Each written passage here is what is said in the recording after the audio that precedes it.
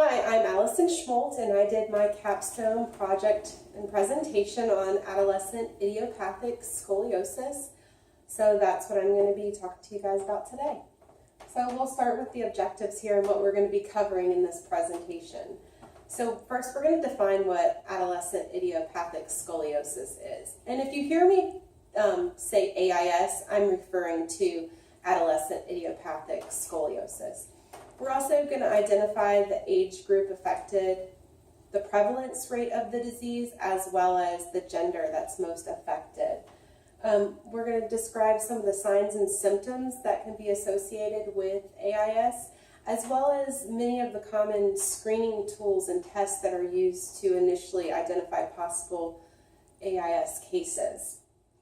We're going to talk about the most often used treatments with these patients and when the treatments are deemed necessary, depending on what degree of curvature they have. And then lastly, we're going to talk about if there's a difference in the quality of life with AIS patients compared to the general population, the quality of life after intervention is completed compared to that of the general population. So according to the Mayo Clinic, scoliosis is defined as a sideways curvature of the spine that most often occurs during a growth spurt period and before puberty. So there are many different kinds and reasons scoliosis may occur. They have congenital, neuromuscular, degenerative, which is the adult form of scoliosis, and then the idiopathic. Under idiopathic, there's infantile, juvenile, and adolescent, which is adolescence, what we are talking about. Idiopathic means that there's no known reason or cause as to why this developed. Research is still being conducted about that to try to determine if there actually is a reason. And also, this type of scoliosis is the most common form of scoliosis. Some facts about AIS is that the abnormal curvature begins usually during late childhood to adolescence. It usually begins between the ages of 10 and 17, and about 80% of all scoliosis cases are idiopathic. Females are about 10 times more likely than males to have adolescent idiopathic scoliosis. About 3 to 5% of all noted cases have curves greater than 10 degrees, but only about 0.2 to 0.3% of AIS cases require intervention. So some common signs and symptoms of AIS are listed here. Uneven shoulders, uneven hips, a protrusion of one side of the rib while standing, a hump in the back when bending over, a protrusion in the back while bending over, one leg being longer than the other, back pain, and in some more rare cases, some shortness of breath may be noted. That would probably be because there's a greater degree of curvature.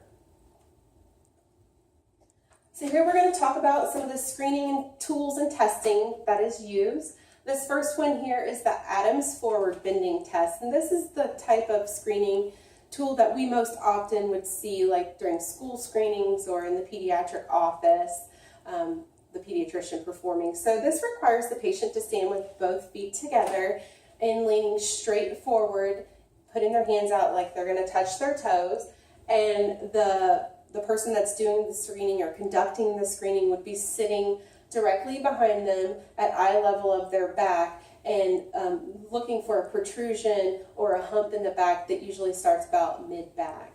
And it's usually pretty noticeable. So next we'll talk about the sclerometer. So the patient's in about the same position that they were, or they are in the same position that they were during the Adams forward bending test. And there's a little device called a sclerometer that is placed over the hump of the back, and it can determine the degree of the curve of the back by using this device. Another tool that's used is the plumb line test. I was unfamiliar with this test, but it's a device that's used on a string with a weighted piece at the bottom that's held at C7 of the spine and ends right above or right below, in between the bottom of the back and the beginning of the sacral area. And if it's a straight line, and if any noted curve is on either side of that line, then scoliosis can be suspected. One of the most reliable sources and screening tools that is used is the radiograph or the x-rays. This is a really good tool because it allows you to visualize the curve. And another thing is that it can also allow them to see the bone maturity of the patient. And this is really important when determining what type of intervention to be used and when intervention can be begun. Other tests that can be used or that are used sometimes is the leg discrepancy test, which has the patient sit down and sit with their legs straight out and determine if one leg is longer than the other. And then the other one noted here is palpation, which is a really good tool to use because you can actually feel if there is offset of the straight spine, a curvature in the spine. You can feel it by palpating it. So treatments and recommendations. So according to the guidelines published by the Scoliosis Research Society and the Society of Scoliosis Orthopedic and Rehabilitation Treatment, before bracing treatment is initiated, or if needed, there are several factors that need to be determined. So for the bracing treatment, they do need to review the curve and the progression and see if there's actually any progression of the curve. Make sure that they have had no previous treatment, and also that the curve is at least 25 degrees. More under treatments and recommendations. So the patient's age is really important. The patient has to be at least 10 years old. With female patients, it has to be before the menarche starts or the menstrual cycle, or no more than 1 year after the beginning of the menstrual cycle. They need to look at where the child is in bone maturity so they can determine which treatment is best. And by using all of these factors listed here, the most conservative treatment will be able to be used. So on curves less than 20 degrees, monitoring and observation is most often used.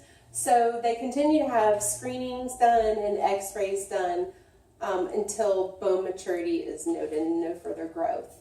For bracing treatment is most often recommended for curves between 20 and 25 degrees, the initiation of the bracing treatment. Obviously, adjustments to the brace are made with any new growth or for comfort reasons. And then surgical intervention is most often recommended for patients with curves greater than 50 degrees, and patients are also followed until bone maturity is completed. So here you can see a couple pictures that I've shown. On the left here is several patients that are using bracing treatment and methods, and then on the other side is a radiograph where he or she is noted here prior to surgical intervention, and then after intervention where 2 Harrington rods were placed, and you can see how the device has straightened out the spine. So next we're going to talk about the results after intervention. This is looking at the time span between 7 and 25 years after completion of intervention. So I looked at 2 literature reviews that examined the quality of life after interventions were complete.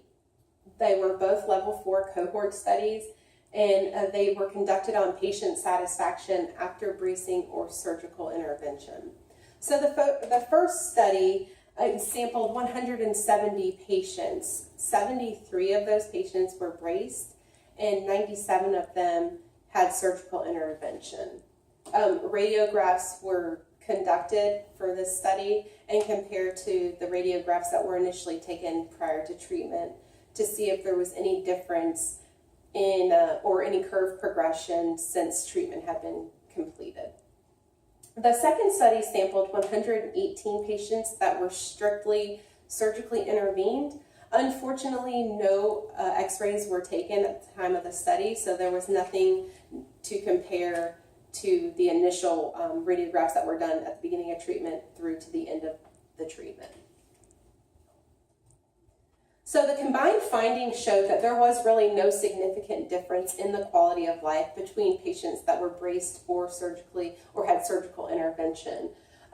One thing that was noted is that many of the braced individuals did state that having to wear the brace did interfere with their everyday life and quality of life. And that's to be expected because these patients were most often wearing the braces for 16 to 23 hours a day, and they're kind of bulky and uncomfortable, as you saw in a couple pictures back.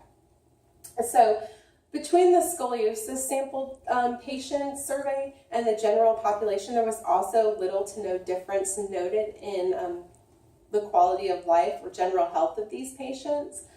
And then the general health of the patients surveyed showed that there was some shortness of breath and in some of the patients, and sometimes patients had to use over-the-counter pain relievers and NSAIDs to alleviate some pain. What wasn't noted was that in the patients that said that they had shortness of breath, it was not noted that these patients were smokers. And also with the patients that had increased back pain compared to the general population, it was not noted what their job was or what they did that might not have been related to the scoliosis to begin with. So further research needs to be done to determine whether or not there truly is a difference in the quality of life between patients with AIS versus the general population that was not affected by the disease. And with increased knowledge and further research that can be conducted, there would be a better determinant and a better determining factors as to if there really was a difference in the quality of life between these patients. And these are my references, and I hope you enjoyed my presentation, and thank you. Have a nice day.